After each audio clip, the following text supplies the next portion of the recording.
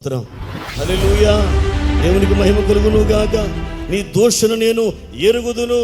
భయంకరంగా మాట్లాడుతున్నారు.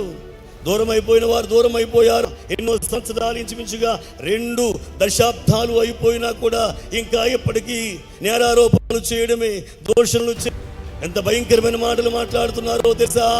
ఇబ్బందికరమైన మాటలు మాట్లాడుతూ ఉన్నారు. దేవుని సేవ, ఎవరి సేవ వారు చేసుకు వెళ్ళిపోతున్నారు. మేము చెప్పేది ఏమిటంటే, మనము దేవుని బిడ్డలము.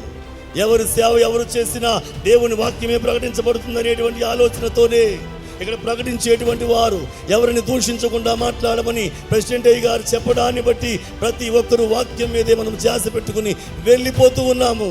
వాక్యం కోసం వచ్చేటువంటి వారికి వాక్యాన్ని చెప్పండి.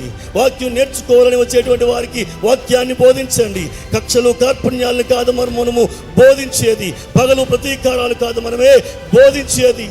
బైబిల్ మిషన్ దైవజనుడు దేవదాసయ్య గారు ఏ ఉద్దేశంతోనైతే ఆయన ఏర్పాటు చేశాడో ఆ ఉద్దేశాన్ని మనమే ముందుకు తీసుకుని వెళ్ళేటువంటి ప్రయత్నాల్లో ఉండాలి.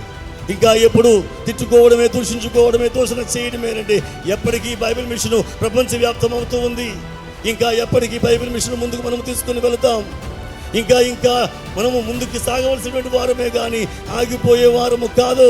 ఎన్ని దూషణలు వచ్చినా, ఎన్ని అపవాదులు వచ్చినా, ఎన్ని ఆటంకాలు వచ్చినా, స్మరణ సంఘము ఎలాగైతే దేవుని ప్రేమలో ముందుకు వెళ్ళిపోతూ జీవ కిరీటాన్ని అందుకోవడానికి ఇష్టపడి ముందుకు సాగిపోయిందో అతి రీతిగానే సాగిపోవడానికి సిద్ధంగా ఉన్నటువంటి సంఘము, ఏర్పాటు సంఘము, బైబిల్ మిషన్ సంఘము, దైవజనులు దేవదాసయ్య గారు ఏర్పాటు చేసినటువంటి ఈ బైబిల్ మిషన్కు నేటి కాలంలో ప్రెసిడెంట్ అయ్య గారుగా ఉండి నడిపించేటువంటి ఈ సంఘమే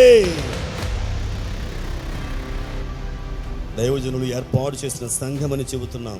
కానీ ఎన్నెన్నో ముక్కలైపోయాయి, వెళ్ళిపోయారు, దూరం అయిపోయారు.